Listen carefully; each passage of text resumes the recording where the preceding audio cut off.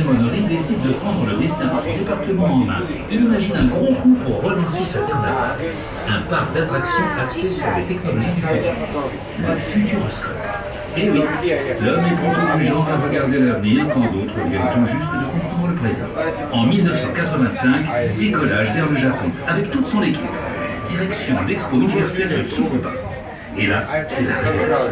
Ils découvrent des images géantes à couper le souffle. Ils comprennent que le futur, c'est les technologies de l'image. Du coup, plutôt que des sushis, ils préfèrent ramener du pays du soleil levant un écran de 600 mètres carrés avec un système pour projeter un film de 30 mètres de haut. Et pour abriter ça, le Kinemax sort de terre, le pavillon en forme de cristal, à côté du lac. Le premier parc d'attraction en France est né. Le 31 mai 1987, le Futuroscope ouvre ses portes. Une foule impatiente se presse derrière les grilles du parc. Il faut dire qu'à l'époque, c'est plutôt intriguant cet ovni posé au milieu de rien. Succès immédiat, 250 000 visiteurs dès la première saison. Et ça continue à augmenter pendant des années. Le Futuroscope s'agrandit. En 1996, c'est décidé. Le parc ouvre toute l'année. 2 jours de visite et on dort sur place. Une vraie destination de vacances. Grâce à ça, le Futuroscope fait travailler plein de monde. À l'époque, le parc, c'est comme un aimant. Des gens viennent s'installer autour, des entreprises, des écoles. Plus loin, l'agriculteur vend aussi plus de blé, la boulangère plus de pain, les hôtels plus de chambres. Et puis l'an 2000 sonne, et là, patatras. On se réveille en se disant le futur, il est malin.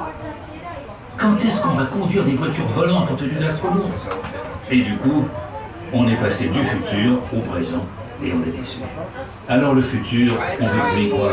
On préfère aller visiter des châteaux pour savoir d'où on vient plutôt que de savoir où on va.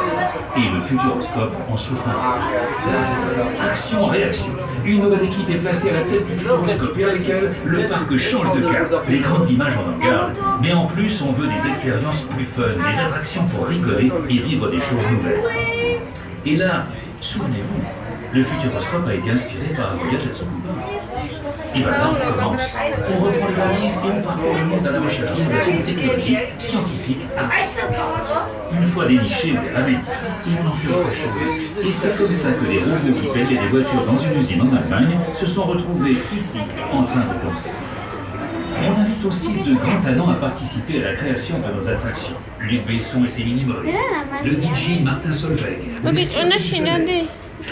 même une brochette de lapin crétin. Bref, bye bye le parc aux images et vive la diversité. Aujourd'hui, vous êtes presque 2 millions de visiteurs à découvrir le parc chaque année. En termes de chiffre d'affaires, nous sommes le 2e parc d'attractions en France. Il en a fait du chemin, le petit. Et le futur dans tout ça.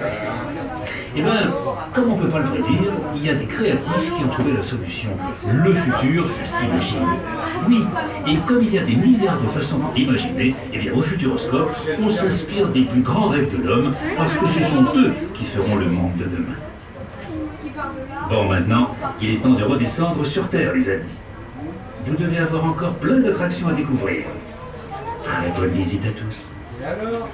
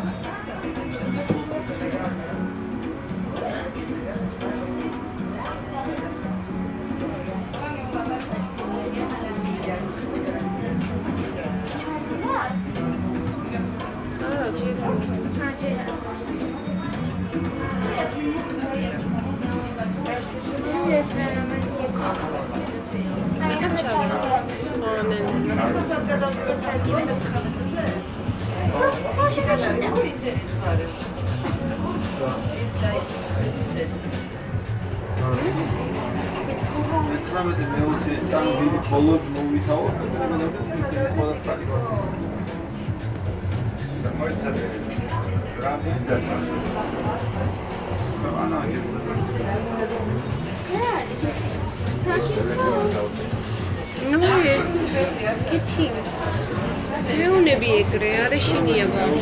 Parce qu'elle me tenait comme ça.